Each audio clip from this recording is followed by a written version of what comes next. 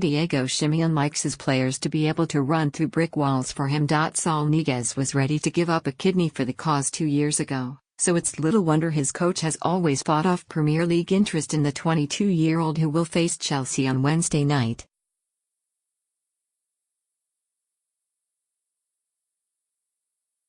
Fulham wanted Saul when he was 16 and Manchester United wanted him long before he established himself in Atletico's first team, but he stayed, and even the burst kidney sustained in a Champions League game in 2015 against Bayer Leverkusen has not held him back.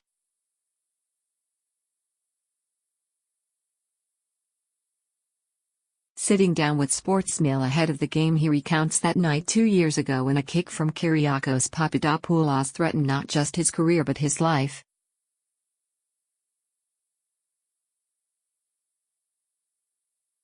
The worst thing about it was seeing my dad cry when I was still on the stretcher, he says.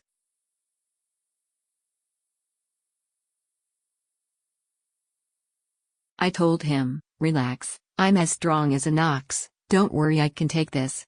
But seeing him that worried will stay with me forever. There was good reason.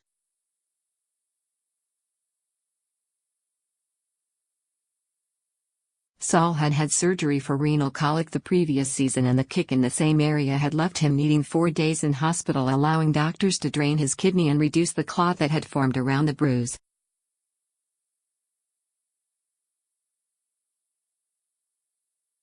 I had an internal catheter fitted and I had to take care. It left me sore and I was peeing blood, he says, of problems that would last for the next year.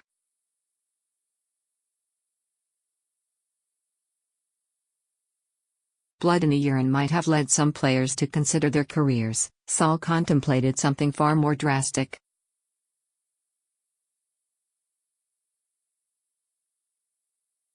When I stopped using the catheter, the kidney was still not working. I was given the option of playing for a month and then stopping for a month, and so I said, this is no good.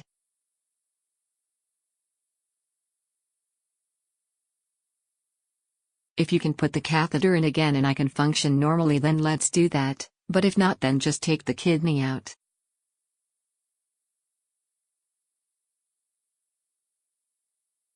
It's fine. I've got another one. Saul was talked out of the extreme measure by Atletico Madrid No. 2 German Burgos.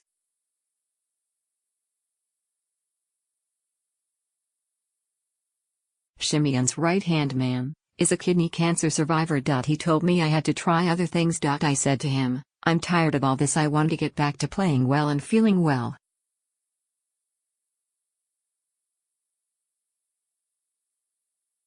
I can't be thinking about what might happen if I get another kick. But German told me about all he had suffered, and he said, Saul, you are 22. What happens if you have a problem in the other kidney? Use your head.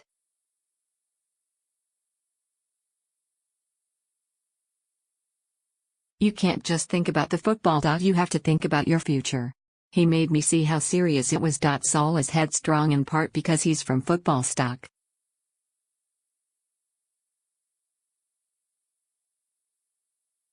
His father Jose Antonio played professionally, as did both his older brothers Aaron and Jonathan.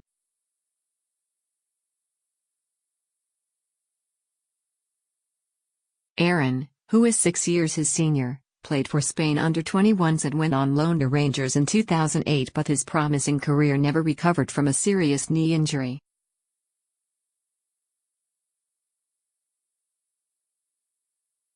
He went from being one of the best in Spain to disappearing from the map. His career had been a bed of roses and Barca and Chelsea were interested in him. When he returned, nobody was interested.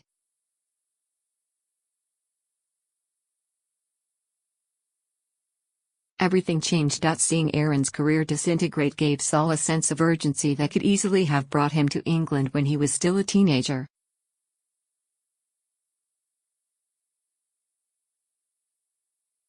Fulham wanted me when I was 16, he says. They were in the Premier League at the time with Mark Hughes and I was close to going.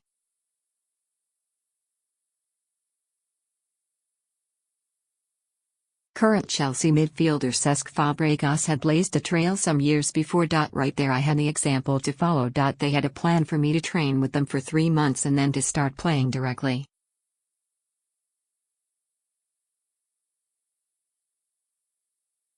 I could go from the Atletico B team to the Premier League. I felt ready to make that jump. Thank God I never went and that I am where I am today.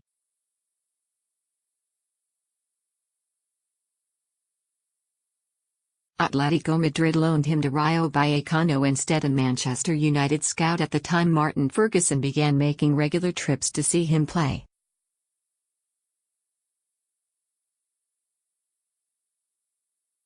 Within a season, Saul had convinced Simeone that he was ready to do a job for Atletico.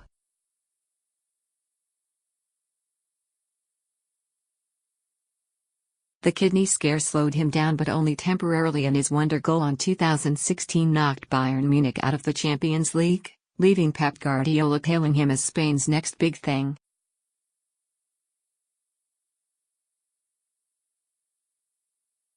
Last July he agreed a new 9-year contract. I signed until 2026 because I think I can still improve with this club, he says, although he remains a huge Premier League fan who has also made strides in learning English.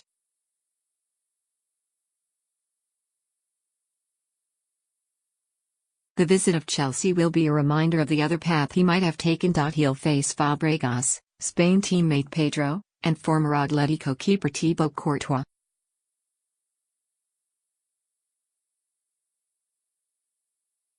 The good thing for us is that we know him, he says. We know his strong points and his weak points. He is a great keeper.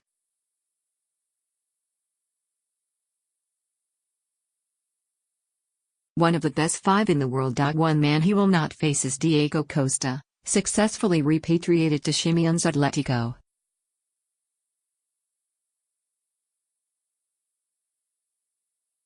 You realize everyone in England thinks he's a bit of a crackpot, I put to him, suggesting that he is probably nowhere near as crazy when you get to know him.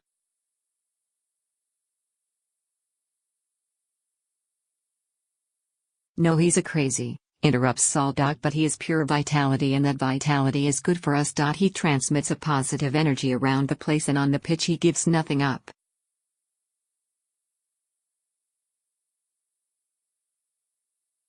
There's a pass played and you see it is a lost cause, but suddenly he appears and he's fighting for it.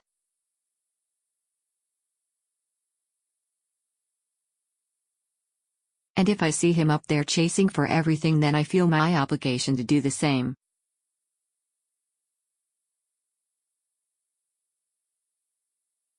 It runs through the whole team. This feels like a great time to be at Atletico with Costa back and the paint still fresh on their new 68,000 stadium.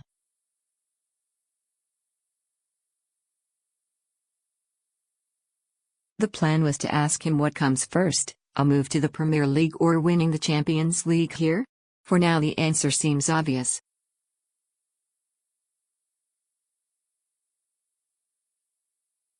It would be incredible to do it this season, or next when we have the final at home, he says. We know how difficult it is to reach a final, let alone win it.